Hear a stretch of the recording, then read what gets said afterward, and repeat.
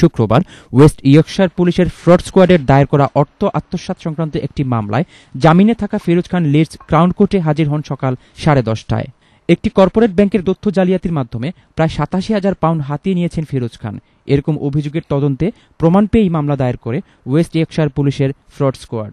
মামলার সত্যতা এবং বিস্তারিত জানতে সকাল 10:30টায় লিডস ক্রাউন কোর্ট প্রাঙ্গণে আসা ফিরোজ খানকে প্রশ্ন করা হলে তিনি কোনো উত্তর না দিয়ে এড়িয়ে যান। দুপুর 12:30টায় লিডস ক্রাউন কোর্টের 4 নম্বর রুমে মামলার কার্যক্রম শুরু হলে ফিরোজ খান নিজেকে নির্দোষ দাবি তার জামিন বহাল রেখে আগামী 17 নভেম্বর মামলার কার্যক্রম শুরু হওয়ার ঘোষণা দেন। কোর্টের আনুষ্ঠানিকতা শেষে ফিরোজ খানকে এ বিষয়ে তার প্রতিক্রিয়া জানতে চাওয়া হলে তিনি নিশ্চুপ থাকেন।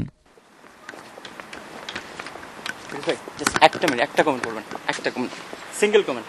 এই কেসটা সম্পর্কে আপনি তো বেল পাইলেন, কেসটা সম্পর্কে আপনার কোনো কমেন্ট আছে? বেল পাওয়ার পরে তার আইনজীবী এ বিষয়ে কোনো তথ্য দিতে অস্বীকৃতি জানান।